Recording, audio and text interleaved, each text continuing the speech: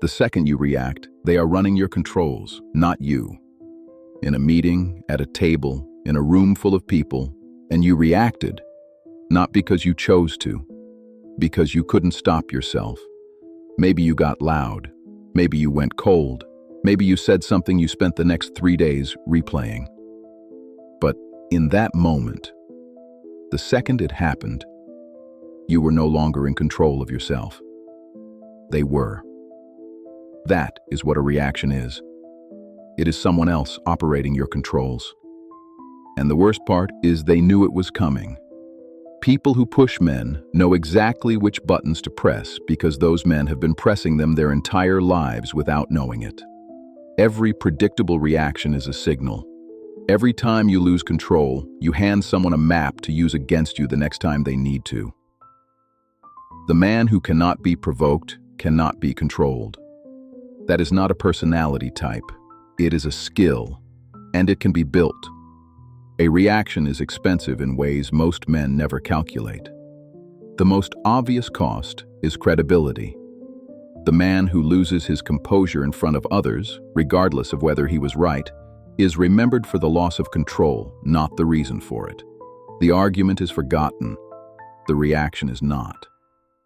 The second cost is information. Every strong reaction reveals exactly what a man values, what he fears, and what can be used to destabilize him again. Anger tells people what you care about. Defensiveness tells them where you feel exposed. Silence that comes too late, after the reaction, tells them they found it. The third cost is the decision that follows the reaction. Men in an emotional state make worse decisions. They say things they cannot take back. They commit to positions they would not have chosen from a clear mind. They burn relationships, opportunities, and credibility in the heat of a moment that will pass, but whose damage will not.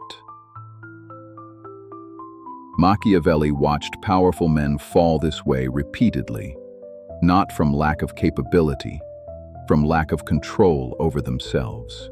The Stoics built an entire philosophy around one central idea, that the only thing a man truly controls is his response to what happens to him. Not the event, not the other person, not the outcome, his response. Marcus Aurelius called this the space between stimulus and response, the gap where a man either acts from his own character or is pulled by someone else's agenda. Widening that gap was the entire practice. Epictetus, who was a slave, a man with no power over his physical circumstances, wrote that no one could harm him without his consent. Because harm, in the Stoic sense, was not what happened to a man. It was what a man allowed to move him from his own values and judgment. That is not passivity. That is the highest form of discipline. The man who chooses his response in every situation, including the ones designed to break him, that man is operating from a position no external force can reach. Machiavelli called it the fortress within. The Stoics called it the inner citadel. Both were describing the same thing, a man so grounded in his own standard that provocation simply finds no purchase. There are 4 practices that build the man who cannot be provoked. The first is the physical pause. Before he responds to anything that triggers a reaction, he breathes, fully. Once. It is not a technique for the weak. It is a circuit breaker that keeps the emotional brain from overriding the strategic one. One breath buys 3 seconds. 3 seconds changes the outcome.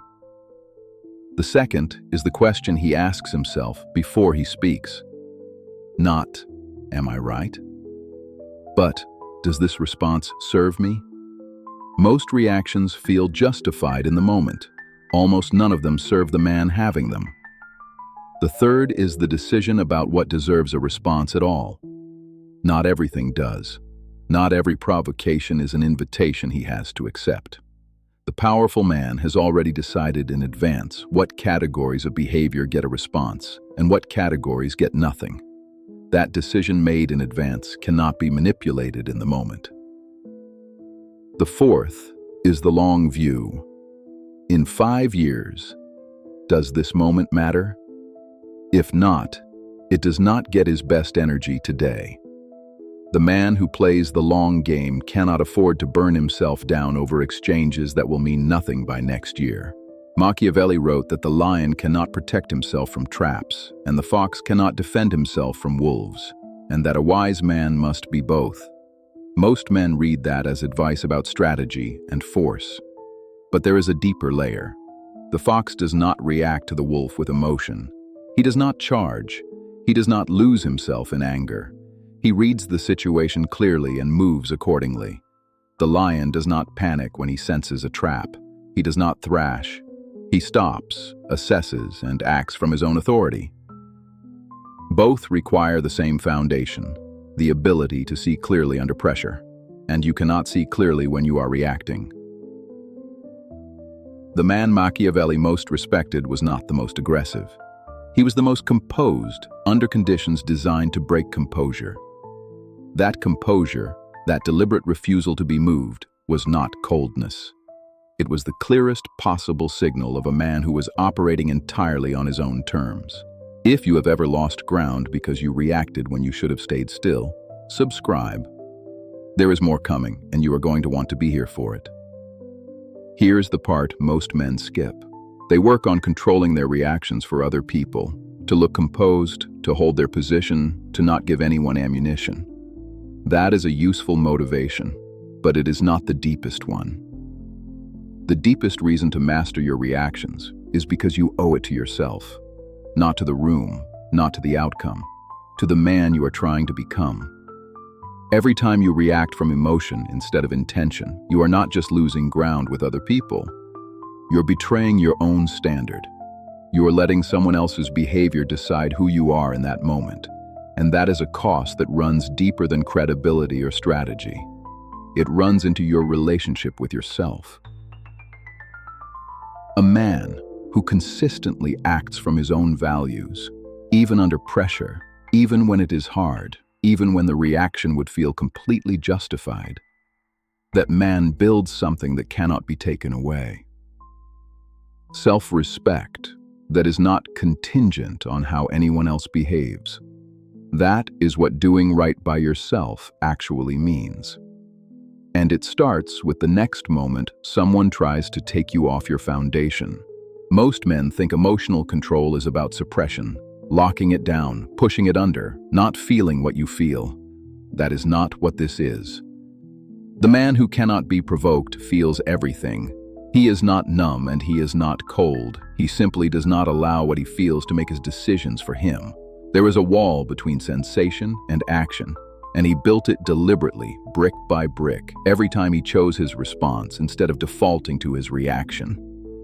Machiavelli understood that the man who controls himself controls the room, not through force, but through the simple structural advantage of being the only person in the exchange operating from clarity.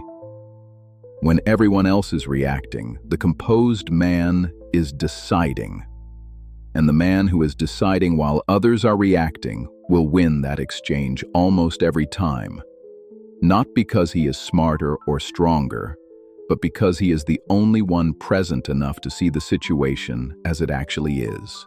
You have been in rooms where someone pushed you, and you gave them exactly the reaction they were looking for, where you said the thing you couldn't take back and spent days carrying the weight of it, where you were right about everything and still lost because you let the emotion make the decision.